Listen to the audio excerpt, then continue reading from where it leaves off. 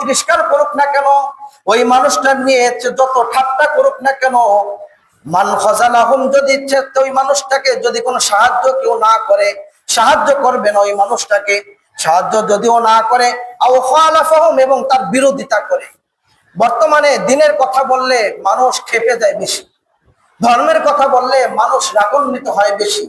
দিনের কথা, ধর্মের কথা, আল্লাহ তাআলার কথা, রাসূলের কথা, কোরআনের কথা যদি বলে তাহলে বলে সেই মানুষটা জঙ্গি। কোরআনের কথা বললে সেই মানুষটা বলে রাজনৈতিক আলোচনা করে। কোরআনের কথা, হাদিসের কথা বললে সেই মানুষটাকে বিয়ে নিয়ে মানুষ এরকম ভাবে সমালোচনা করতে থাকে, মনে হয় যেন আল্লাহ তাআলা কোন একটা বড় পাপ করে ফেলেছে।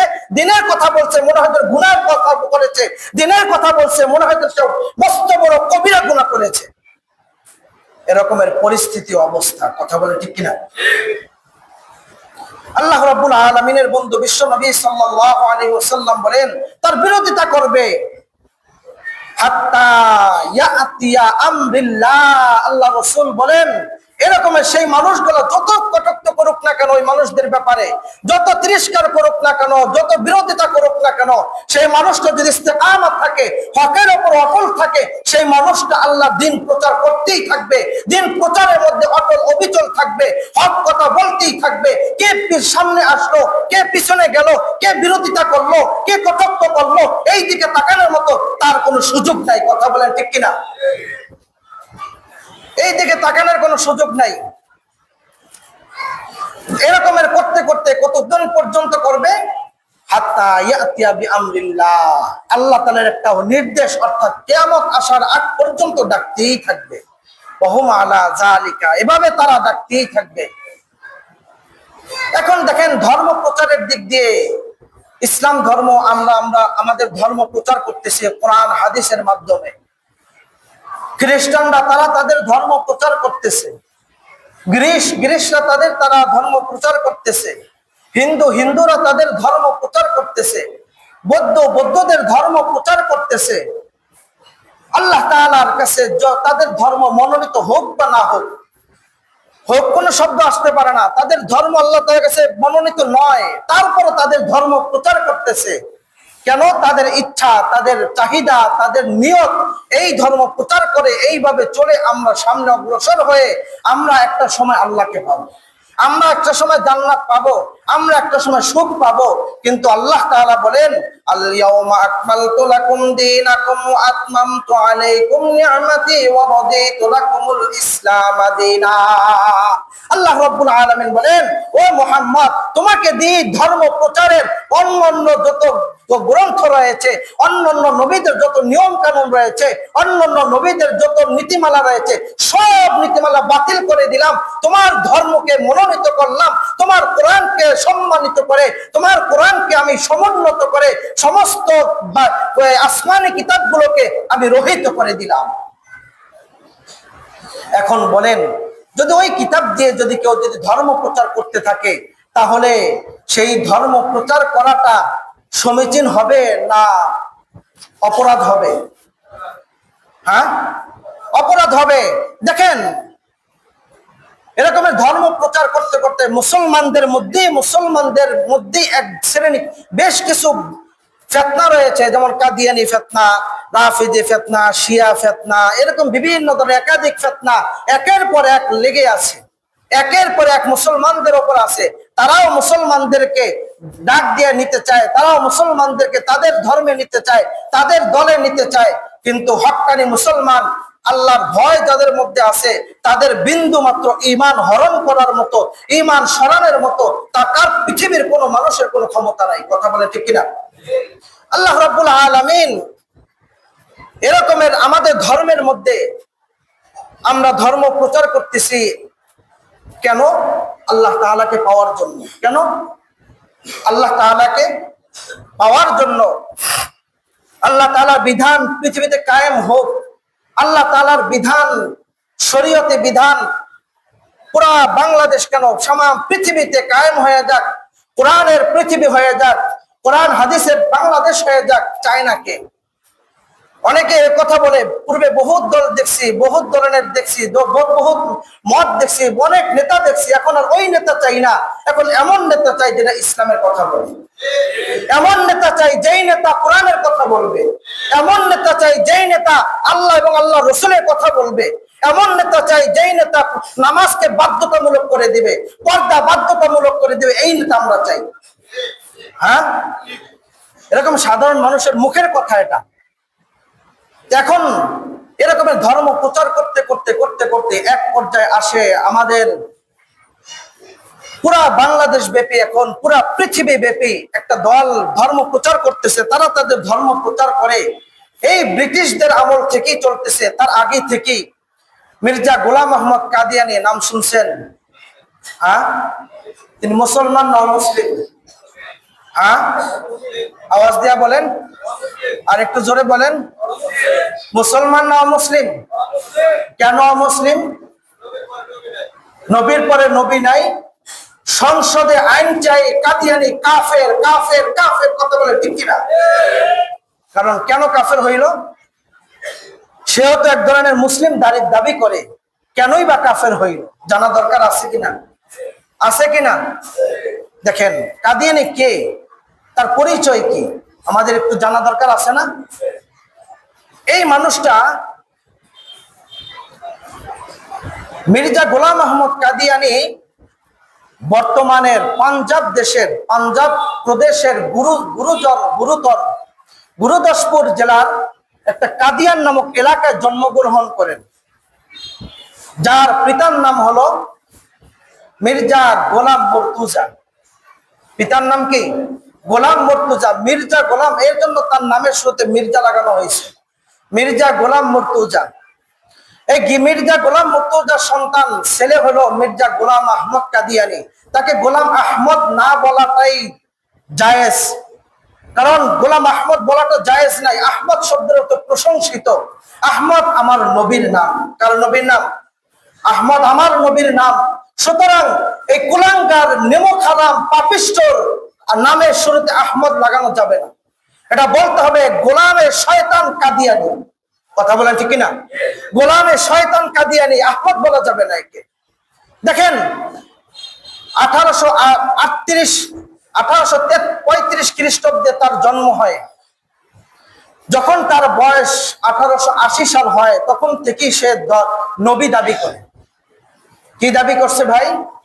নবী দাবি করছে। বলতেছে যে মুহাম্মদ নবী মানি, কিন্তু শেষ নবী মানি না। বলি নাউজুবিল্লাহ। আরো জোরে বলেন, আওয়াজ করে বলেন। নবী মুহাম্মদুর রাসূলুল্লাহ সাল্লাল্লাহু আলাইহি ওয়াসাল্লাম শেষ নবী না? কি বলেন? শেষ নবী না? এটা কি মানেন? বিশ্বাস করেন দিল থেকে? তিনি বলেন মুহাম্মদ মানি নবী, কিন্তু শেষ নবী না। সে তখন থেকেই নবীয়তি দাবি করতে করতে থাকে। সে যখন মারা যায়, তার মারা যাওয়ার পরে 1889 সালের 23শে মার্চে তার ধর্ম প্রচার শুরু করে। তখন থেকেই ধর্ম প্রচার তার শুরু হয়। তার ধর্মটা কিরকমের ধর্ম দেখেন। এই আমাদের ভারতবর্ষের একজন বাদশাহ ছিল, বাদশাহ আকবর, নাম শুনছেননি? তিনিও একটা ধর্ম কায়েম করছিল, ধর্মে দ্বীন-ই ইলাহি। শুনছেন না ইতিহাসে? ধর্মে দ্বীন-ই ইলাহি যেরকম কায়েম করছিল, মুহাম্মদুর রাসূলুল্লাহ সাল্লাল্লাহু আলাইহি ওয়াসাল্লামের ধর্মকে বাদ দিয়ে এই যে বাদশাহ আকবর নিজের ধর্ম, নতুন একটা ধর্ম আবিষ্কার করে মানুষের সামনে প্রচার করতে থাকে, ঠিক তেমনি ভাবে কাদিয়ানীও তার নিজের একটা ধর্ম, নিজের একটা মতামত মানুষের সামনে প্রচার করতে থাকে। 1889 সালে শুরু করে। তখন এক পর্যায়ে সে 40 জন তার সঙ্গী সাথী হয়ে যায়। এই 40 জন মধ্যে থেকে সে যখন মারা যায়, মারা যাওয়ার সময় সে মারা গেছে কিন্তু বাথরুমের টাঙ্কির মধ্যে গু খাইয়া। কথা বলেন। যদি তিনি কিভাবে নবী হইতে পারে না, আমি সেটা দলিল দিব ইনশাআল্লাহ। দেখেন তিনি যখন চলে যান, যাওয়ার পরে তার একজন খলিফা রেখে যান, যেই খলিফার নাম হলো হাকিম নুরুদ্দিন। হাকিম নুরুদ্দিনকে রেখে যায়। হাকিম নুরুদ্দিনের দিন প্রচার যখন, তাই কাদিয়ানী ধর্ম যখন প্রচার শেষের পথে আসে, তখন এই কাদিয়ানীর গ্রুপের তাদের ধর্মের একজন মির্জা পুত্র বশিরউদ্দিন মাহমুদ নাম, এবং আরেকজন মৌলবী মোহাম্মদ আলী খান, এই দুইজন ব্যক্তির তার ধর্ম নেওয়ার জন্য ঝগড়া লেগে যায়। এক পর্যায়ে মির্জা পুত্র বশিরউদ্দিন দায়িত্ব পালন করেন। সে তখন আবার নতুন নবী হয়।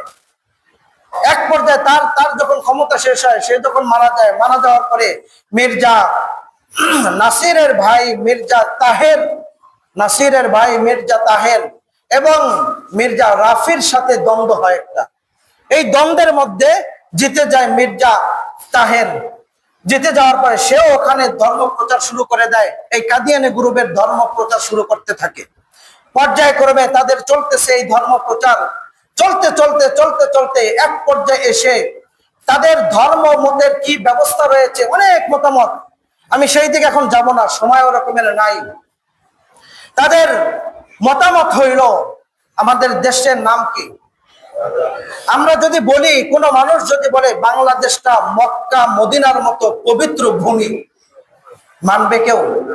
মক্কা মদিনার থেকে পৃথিবীর মধ্যে সব থেকে পবিত্র, একদম পুত পবিত্র, শ্রেষ্ঠতম, ইজ্জতওয়ালা, সম্মানওয়ালা পৃথিবীর বুকে আর কোনো ভূমি নাই।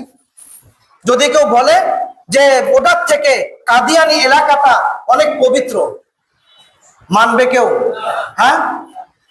এরপরে দেখেন এই মির্জা গোলাম আহমদ কাদিয়ানি এরকমের বলে রাসূলুল্লাহ সাল্লাল্লাহু আলাইহি ওয়াসাল্লামের মর্যাদার থেকে তার মর্যাদা আরো বেশি। বলি নাউজুবিল্লাহ।